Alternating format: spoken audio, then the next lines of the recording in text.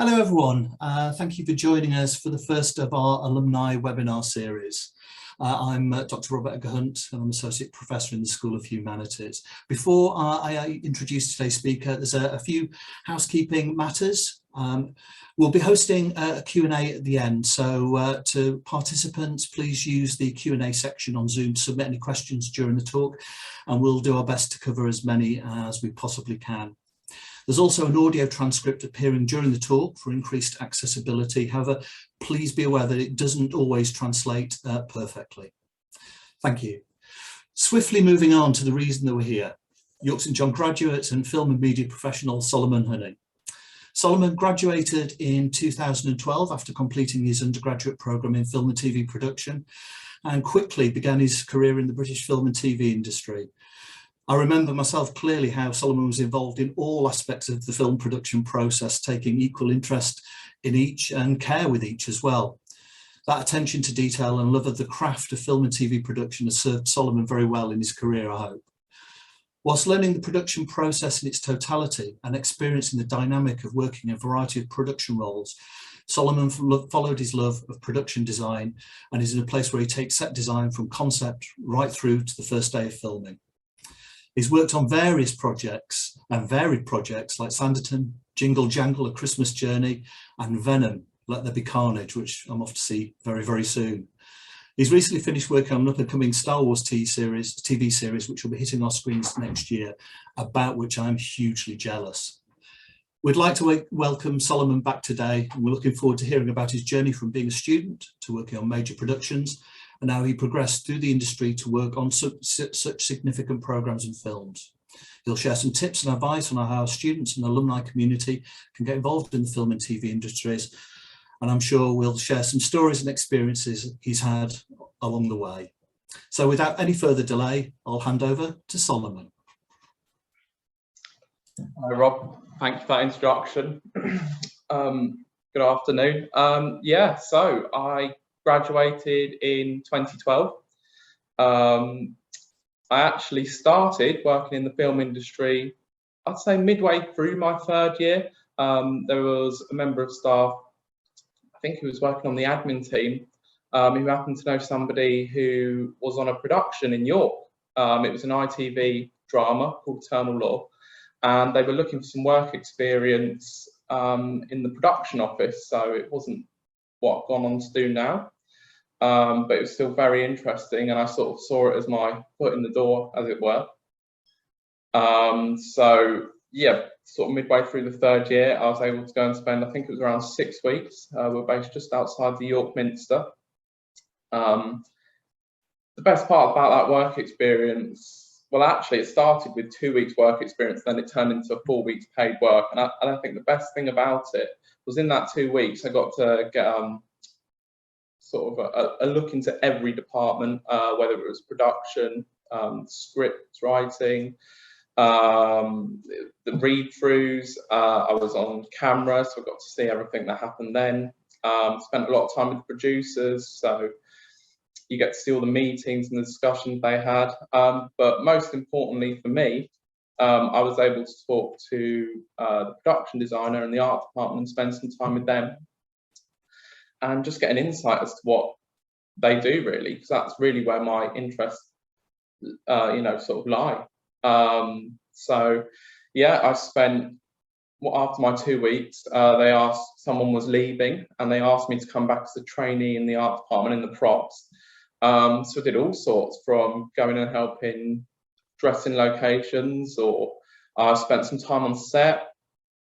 And I'd say that short space of time really set the foundation for what I've gone on to do, really, alongside everything I've learned at university. One thing I would say about my time at university and doing all the different lectures, seminars and practical activities was it really did give me the foundation that I needed to sort of build a career in film and TV. That's not just the art department, that I could have gone in any direction, but it really did give me the core skills and a good insight into what a film set is like. So anyway, fast forward to the end of the 3rd year, graduating. I really want to go into the art department. I was looking to go and do a drawing course down at Pinewood Studios straight away with my last bit of student loan, because one thing I was told from the production designer on that work experience is if you want to be in the art department, you've got to be able to have an understanding of technical drawings, even if it's not a career you want to follow in the art department. You need to understand that everything's going to be drawn to scale and it's planned, and if they're not designing a set through a plan, they're building a model through it and everyone's standing around and talking about it, all sorts. I mean, there's this drawing in the art department, you know, it's an important skill, and I'd say it is a foundation in which the whole sort of everything we do is sort of all centered around that. That's where it all starts. So, but anyway, I didn't go and do that straight away, because I got a call from somebody from the work experience who offered me a job in production as a floor runner. So it's completely opposite to what I wanted to do, but I thought I'm going to take this 6 months. I went up to, I think it was Durham on the Paradise, the show was called, BBC. And it was a period drama, which is great. And I spent 6 months on set, in front of camera, getting sort of hands-on experience about what every department does in the filmmaking process. I'm so glad I did it. I'm so glad that I took that opportunity and I didn't just neglect it because it wasn't exactly what I wanted to do.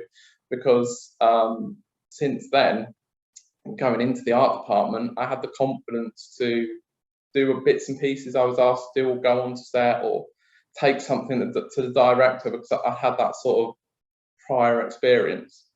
Anyway, when I finished that at the end of 2012, I did the drawing course, and then I was set to go and look for my first job in 2013. And I actually spent the first sort of 4 to 5 years of my career living up north. I lived in Manchester, and so I was based there. And then my first job was in Leeds at a place called Studio 81. It was in the art department on a TV series called The Great Train Robbery. It was brilliant. I couldn't believe I got the job. I was actually staying with my friends from university who were still living in York. And it was a 3 or 4 month job. It was a period drama again, which is great. It's a great experience. It's completely different to a modern day drama or, you know, anything like that, because generally on the whole, from an art department point of view, and costume as well, these things don't exist in real life. So you either have to adapt to location, build a set, put a graphic up. You know, there was so much to do in that 3 months. And I was really able to put my key skills from my drawing course to good use. But at the same time, having this experience at York St John, you know, getting a nice sort of overview of what the film industry is like, especially from the practical sessions, the equipment they get you to learn and sort of get involved with, and actually they encourage you to use. It was great, because as soon as I went on set, I was like, oh, I've seen that camera, I've seen that boom, I know what that's going to do. So, you know, even though I was by no means an expert on any of them, like I felt comfortable on a film set, and you know, basically what they were aiming to do, and I was able to just sort of settle in pretty nicely. Yeah, so that came to the end of that job. And then for the rest of that year, I was able to carry on doing the same role. So on The Great Train Robbery, I was an art department runner. And then after that, I carried on doing some assisting jobs. I went to Newcastle and did Vera, which was amazing, because for 6 months, I lived in a great city. The location, the landscape, I think that's the best thing about Vera. You go all over the northeast. And once again, I mean, key skills that I learned at university and on the course, I was really able to apply. It's a spread out sort of location, the northeast. You can't just pop round the corner. You've got to be organised. You have to plan things. You've got to source things last minute. I mean, yeah, I did all sorts up there, and that was great fun. So that was, and then yeah, at the end of the year, I did another job in Bristol, and the following year carried on doing the similar role, doing a sort of a lot of assistant-based work in the art department. There was one show that I did in Manchester called Arzu, and I was really excited about it. It was all, well, one thing everyone tells you not to do is don't work with children or animals. And this this is basically, it was the start of Chester Zoo, this show. So it was a dramatized retelling of that story. And you had, you know, some days there was like penguins walking down the street, like real life penguins. I remember in Manchester, out the back of the offices where we were, the art directors built a set, and it was almost like a cage, and we had a real life bear in there. You know, it really have, you know, I'd only been in the industry probably around a year at this point, and then, you know, start building cages for bears and seeing all these animals, and it's just great. I think the best thing about filmmaking, and at that point, but anyway, in general, is just like every job's different, and that, you know, that was just, it just sort of kept affirming like that this is what I want to do. I was really enjoying it. So yeah, after that show and all the animals, did a few more jobs in Manchester, and then I started to sort of start progressing up the ladder. And one thing that I was always interested in was the drawing, the sort of the set building side of it, building the set from the beginning to the end. Things like there's a book called Star Wars Blueprints. I remember I got it, I think it was for like Christmas one year, and it's pretty much got every drawing from the first 3 Star Wars films. And I remember just seeing this, and I was just like, this is what I want to do. Like, this is amazing. It was great. I mean, they've technically drawn all these different sets, and then they've built them, and then the actors and actresses have interacted with them, and they've been able to like retell the story. And I was like, look, this is what I want to do. I've really enjoyed where I am so far. So the next step after the first couple of years of being in it was sort of pushing towards looking for jobs as a junior draftsman or a draftsman, and really sort of taking that route in the art department, the sort of art director route, which I am now, where you take something from its initial concept all the way through to filming on it, really. But yeah, I remember the other thing I wanted to do after those first couple of years is I was just fixated on wanting to work on a film. You know, I've done quite a lot of TV, and I loved it. It was great. And I was just like, that's my goal. I want to draw on a film. So I got my first opportunity working on a feature film called Hunter Killer, and it starred Jared Butler in, and we were based at Ealing Studios. And it was just, it blew my mind. Working on a film, especially at that point, not so much now, because film and TV are very much on a par in terms of quality. Streaming services are making these things like feature films. If not that, there's probably more money going into them. You know, they're beasts now. But so from going and building like a police set, or building like a cage for a bear or something, you go to then Hunter Killer, where I was a junior draftsman. So that role you tend to draw all day. You sort of basically, there's a planned elevation of the whole set, and then every detail needs drawing, because there was no way we were going to be allowed to film on a submarine. This submarine, it was on a gimbal, so by the time the whole set was finished, everything was drawn. Everything inside it that you see on camera was drawn by the junior draftsman, the draftsman, or the assistant art directors. It was on a gimbal, so it would move, bits and pieces lit up, screens with graphics. Like, it's like a whole nother level of filmmaking that I'd never really had the chance to experience before.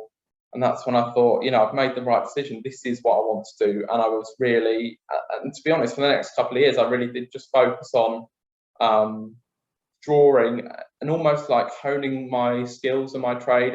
I think nothing substitutes for experience. You can't fast track it, especially right now. The industry is so busy. It's important that you take your time to learn your trade. Having a career in film and TV, I think whatever role you do, it's like an ongoing apprenticeship. No matter what level you are, you're always going to encounter something new, because each story or production is completely unique to its script, really. So it was brilliant. Yeah, so after I worked on my first film, then started hanging around in the film world. So I was now commuting down Monday mornings and then coming back Friday nights. I come from down south originally, so I was able to stay with my parents. My fiance and I lived up north. So I was like, I was that committed to doing it. And I think that clearly, well, the art director was employing me. I think you could see that, and he could see my drive, my enthusiasm. So after Hunter Killer, he gave me another job. I think that was Johnny English 3. So I was a draftsman on that. I actually had to just draw another part of the submarine, but I got to draw other bits and pieces too. But yeah, again, you get to, it's just like a whole different level of filmmaking, because especially at that point when streaming wasn't as big, even like 6 years ago, films were very much where the money was spent. You would do these big crazy things that you wouldn't necessarily get to do on like police drama. So yeah, that was great.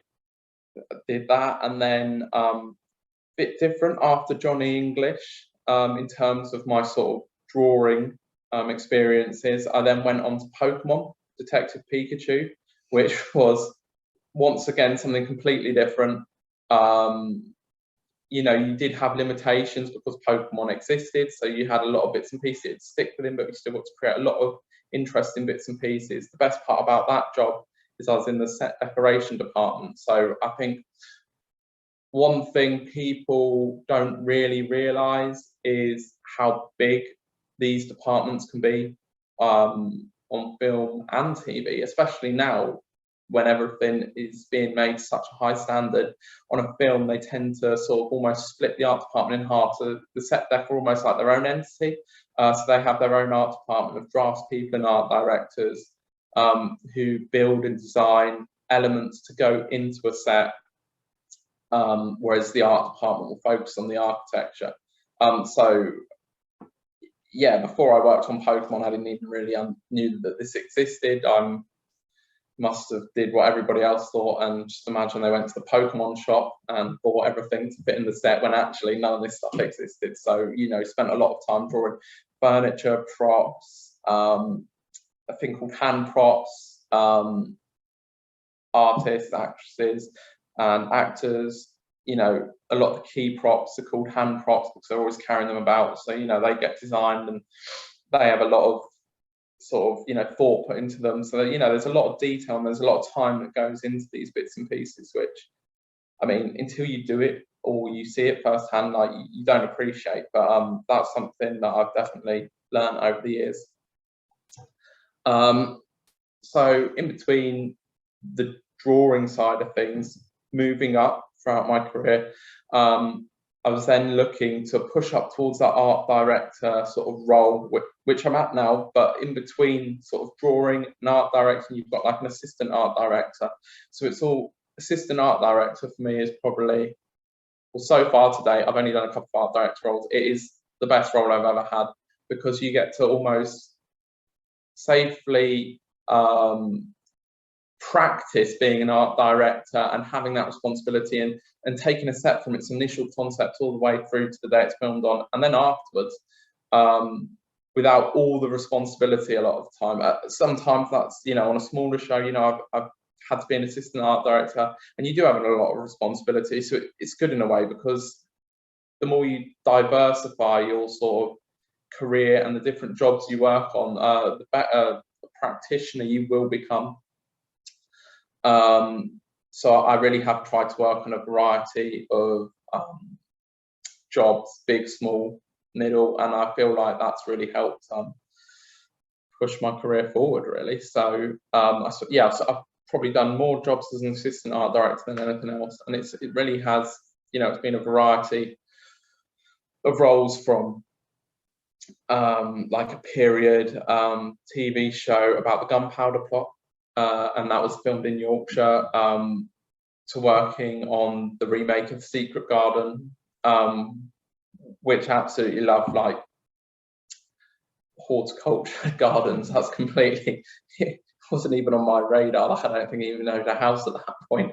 But you take your art directing skills from sort of managing a set and pushing that through, and art directing that and trying to fulfill the designer's vision, and instead you're then working with a greens team who will like add and subtract these gardens, as well as putting little bits and pieces of architecture in.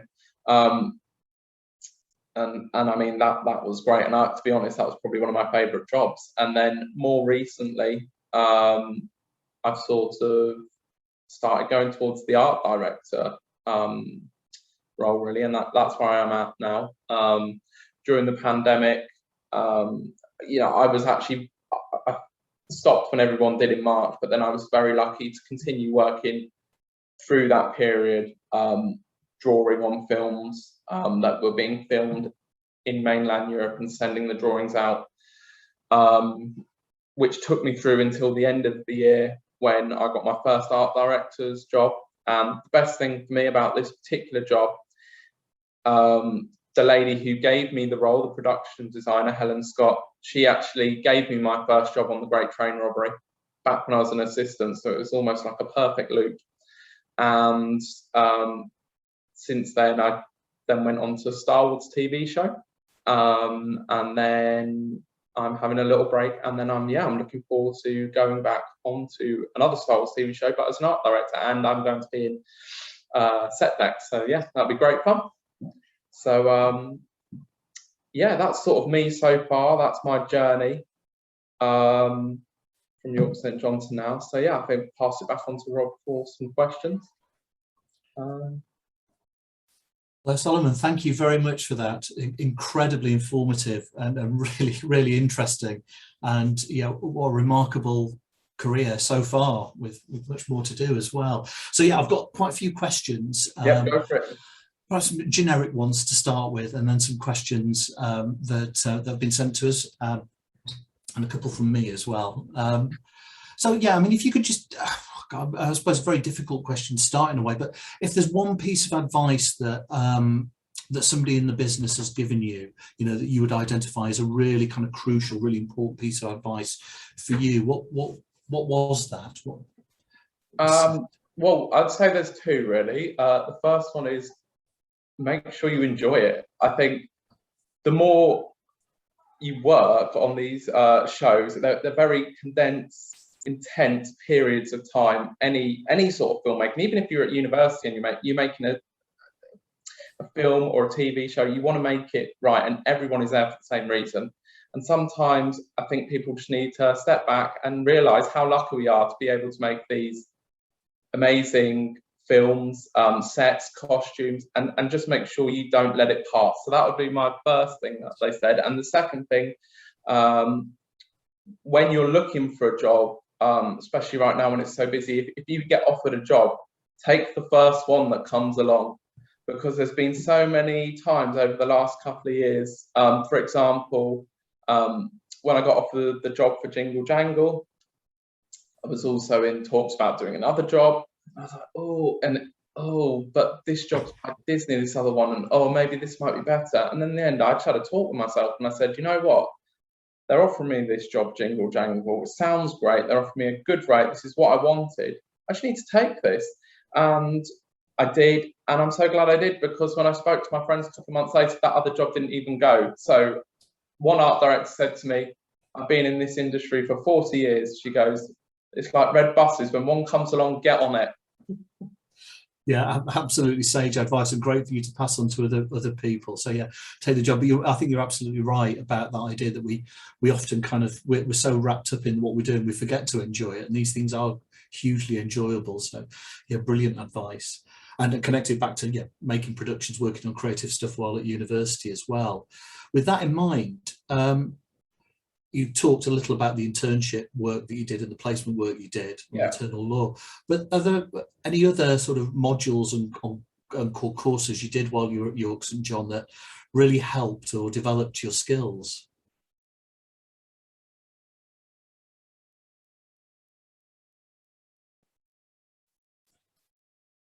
I think I may have frozen slightly there. Sorry about that. That's okay. Yeah, I can hear you. I'll just repeat the question, sorry. Were there any particular courses or modules you did while you were at York St John that helped you develop your skills? Yeah, sure. So I was thinking about this one earlier, and one thing that the practical side of the course was something that always interested me, and that was one of the big pulls for me wanting to come to York St John. But I think that was vital because you meet people who start off now who you don't know what the cameras are or what they even look like, or they don't know what a boom is. Do you know what I mean? Whereas like we got taught all these key bits when we were at university, and it's just a great foundation. So whatever role you do, you're able to then go on to a film set and sort of settle in because you've seen all these bits and pieces before. You're familiar with them. You know, you've sent us out to make films and, you know, get to know the equipment. Like, you know, the make or the brand might change, but the fact that you've seen everything, you understand the process to a degree, allows you to just settle in and enjoy the process. And just, yeah, so I'd say for me that was that sort of familiarization with industry standard equipment, even down to like the editing suites and understanding what they do. Like most people don't even know what Avid was. Do you know what I mean? And I was just like, oh well, we know because we were taught how to use it. Do you know what I mean? So I'd say that the practical side for me was, yeah, it's invaluable. Oh, that, excuse me, that's really, really good to hear. Yeah, and that idea that you can fit into any aspect of the production because you kind of know it, but understand how these elements fit together. I mean, Avid is obviously crucial, still is, to the business. Yeah. But is there, for you personally, is there a particular bit of software or tool that you would recommend to use to develop your skills? I mean, interesting that you're talking about kind of the craft of drawing as well as kind of technical skills, but is there any particular piece of software or something like a pencil that's kind of crucial to developing skills? Yeah, sure. Well, I suppose, yeah, I can speak from an art department perspective that it's sort of like I would say right now, it's good to know if you want to be in the art department and you want to progress maybe through the sort of the drafting and the art director route, you need to sort of be able to use some sort of like 3D modeling package or like maybe like a CAD software. So generally people tend to use AutoCAD or Vectorworks. They will produce their sort of 2D plan and elevations. There's all sorts of different methods of working. I think they were all you know, they all work as long as you can get the job done. They all sort of simultaneously work with each other. But I would say that would be a key thing for someone to learn. And I mean, there's plenty of courses all over the internet. I personally use Vectorworks. I don't use a separate 3D modeling package. It depends what I'm drawing or what I'm doing. I'll either tend to work something out in 3D and then produce a drawing from that. Or if the designer and the director have already given you a very clear brief and outline for what they want, you can almost just straight away take the more old-fashioned route and draw sections and plans and elevations and go straight to that. And then from that, people can use that. I mean, you can send that to visual effects. They will always end up using it. You'll print that off. Everyone in the art department will see it. You'll make models from it. I mean, they're invaluable. So yeah, being able to draw and using a computer program, something like AutoCAD or Vectorworks is the key, I would say. That's really interesting. Again, it seems to be quite a balance between, and I hate to say kind of traditional skills like drawing because they're foundational, but the kind of skills, long established skills like that and computer skills, the two seem to go hand in hand in your job. Oh, without a doubt. I mean, this is like an age-old debate that everyone has. I mean, there's some art departments who will strictly only employ people who use computers. There's others who, you know, will just use people who hand draft because, you know, especially some of the older practitioners, they've been doing it for 30 and 40 years. I mean, they've worked on Harry Potter's everything. They can crack out any set, anything, just like that, drawing it by hand. And then there's sort of most art departments now which delve into a bit of both, really. And it all depends, it's situational, it all depends on what you're doing. If you're going to do more of an organic set, you're probably better, like a forest, for example, you're probably best off just drawing some elevations by hand. But if you're going to do something, for example, like on Star Wars, like a spaceship, I'd imagine that you're better off drawing it on the computer, because you'll get a model from a concept artist, so you can all work on the same thing, and then you can do your bit, and then bits will get cut by computers or 3D printed now, you know, and you can keep passing it on. So something like that, it really is situational, but I think there's definitely a place for both. Yeah, so you kind of got a box of tools, and they're all equivalent, and you choose when to use them. Yeah, whatever suits whatever suits that particular job. I mean, there was one job, for example, I worked with a designer who's probably one of my favorite designers, Grant Montgomery. He was like, when I first started working for him, he was like, you can only work for me if you can draw by hand. It's like, okay, that's great. And I learned loads, and I've done some great things with him. But then the more I work with him now, I've slowly started getting him round to using the computer, and like, you know, seeing the benefits of that. And then, but from working with him and seeing his point of view and mine, we've married together, and it makes you realise that there's a place for both. It really just does depend on what you're doing at any one time. Well, I think you may have kind of almost touched on this question already, but is there a particular experience that you've had along the way in your career that you've learnt the most from? I would say nothing particular. I would say for me, the most important thing I've learned is to diversify what you do. You know, when I first left university, I was probably almost very naive in the way that I was like, I just want to work on a film.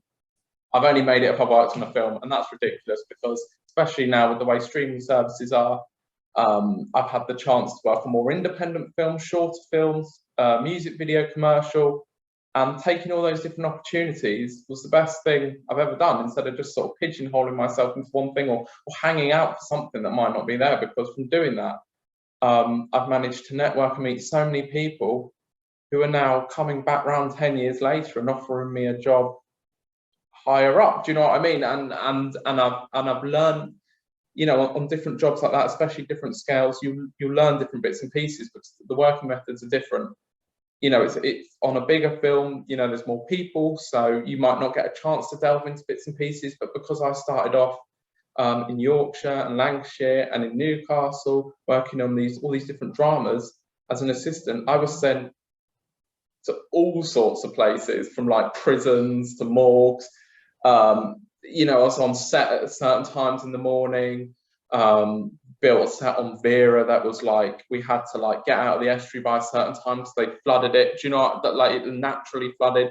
And from doing all those different experiences, it's just like you learn that that's the best thing to do. You know, never just look at something and think, oh, just because it's not in the cinema, it's not the best thing. You know, I would say diversity, be diverse, get yourself about. And I think you've covered one of the questions I was going to ask. I mean, is that the advice you would have for any up and coming art director, or is there additional stuff that you would say, or is that the most important thing?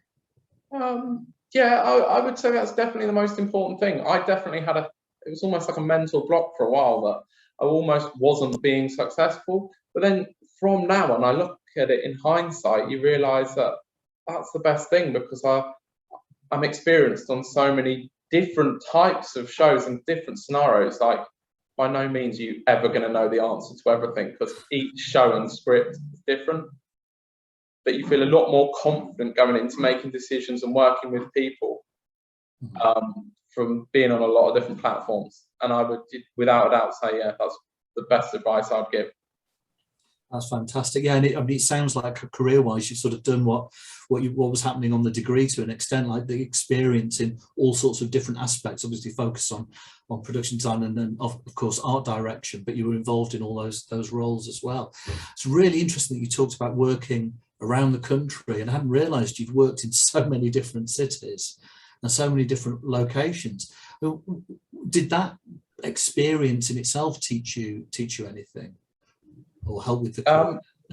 Yeah, I mean, I think that's one of the benefits. Like, you get to see places that people don't normally get to see, and you end up being put into scenarios or locations. Like, each place is unique, it's different, everyone has their own sets of rules and requirements.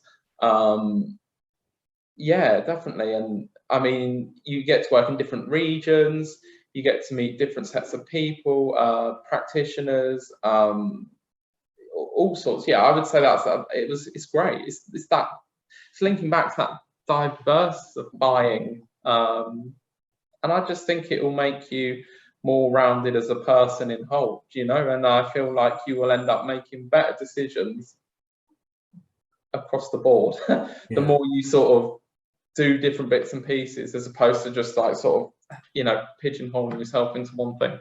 Yeah, really important life experience. That's great. Yeah, that's it. You can take it into life as well. It's very much so. Just moving on to some perhaps more specific questions. I'll open with one from me. Star Wars. I'm just really interested what it was like working on something so iconic, so well known. I mean, how did that feel? How did you approach that? Was it slightly different to some of the other productions you've worked on? Yeah, they've very much got their own way of working, because it's a sensitive topic that they want to keep locked down until the moment it goes on the TV. But and to be honest, I was unsure when I took the job, like how I would feel about it, because you hear varying sort of opinions, and some people do enjoy it, some people don't. But honestly, when I reflect back on it now, I think it was one of the best jobs I've done, and I can tell you for one of the reasons why. Not everyone can read the script. Normally, when you watch something on the TV or the cinema, you know what's going to happen. You're watching it now. Oh yeah, that's good. That's good. You wait for your bit. But I've done so many different bits on that show that by the time I come to watch it, I don't know how they all tie together. So it's a surprise in itself. Because you're not always surprised sometimes. You've almost been like dragged through, the whole sort of process, because sometimes things change or things have to be done last minute, and it almost takes that enjoyment out of it. But now I'm going to be able to enjoy it as a member of the audience. So yeah, I really did enjoy it, and I loved everything I did. And yeah, I enjoyed it that much. I'm going to go back after I get married. That's fantastic. And yeah, great to be involved in. It's something so iconic, so culturally important as a production like that. I think this question feeds on, so I'm juggling around the order a little bit. A really interesting question.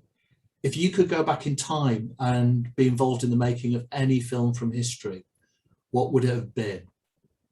Oh yeah, nice question. Really tricky one. I don't know actually. I would probably go back and work on something like The World Is Not Enough or Tomorrow Never Dies, because those were the films. Like, I always loved film, but I remember when I got bought those for my birthday and I was 12 and I got them in VHS, and I was just like, this is what I want to do.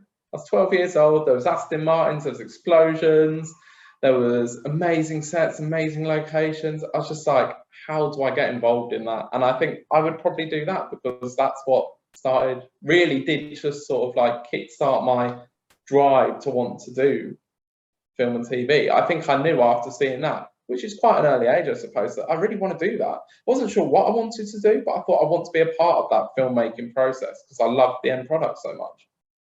That's great. Something, yeah, foundational like that in childhood that you carry through, and you've done it. I mean, you are effectively doing those things now. Hence my question about Star Wars, because that's what I'd love to work on. Perhaps I saw it about 12. A very specific question relating to something you've worked on. Were the team tempted whilst making Venom to reconsider the colour of Carnage because it was moving to the big screen, to be able to differentiate between the two? So a very detailed Venom question. Actually, I'm really interested in this one as well. I mean, yeah, I personally wouldn't have been involved in all the discussions between that, but I do remember that they were talking about it, and then they also very much a lot of the time you look at a character like Carnage because the color of it, you know, and then it really does impact how you would decorate or dress or design a set, because it's such a powerful, bold image, that color, that yeah, you definitely have to take something like that into consideration. And if it means just because obviously Carnage and Venom, there's no one in a costume. Do you know what I mean? So they do have the flexibility, I would have imagined, if they wanted to edit it. But I do remember people were talking about the colour of him and how he was portrayed. You know, I feel like not just Venom, things like that are constantly being revisited during a filmmaking process. You know, it can sometimes be very organic. You know, you get to a point you think, oh, actually, if we just did this, and it slightly changes the direction, but it's generally for the best. So yeah, I'm sure that was a big topic of conversation. It's fantastic. And I think one that kind of relates to that more broadly about the roles that you've been involved in. As you've sort of moved through, as you discussed earlier, you moved through to assistant art director and art director, and that level of responsibility that goes with it. Do you also find that you have more opportunity to express your creativity as well? Or?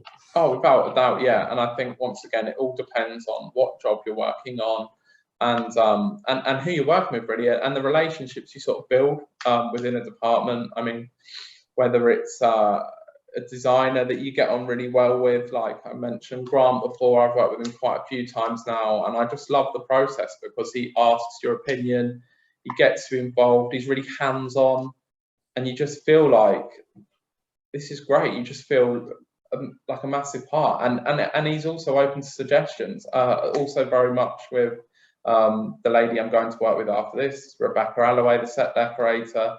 You know, I loved working for her. She was brilliant, you know, and she was very much, what do you think? What do you guys think? Suggestions. And it's just nice because it's a team effort. You know, you all need to get involved. And I think there's never a wrong question or answer to give. And normally it's in those times that something magical pops up and someone says something and then they roll with it. That's great. Yeah, of course, as you were talking earlier, filmmaking is a collaborative process as well. So that's huge amounts of enjoyment to be taken from that. I'm very conscious of time, and you've given us a huge amount of your time and expertise and information. There's one question I've of course got to ask. Is there a particular favourite memory you have of York St John?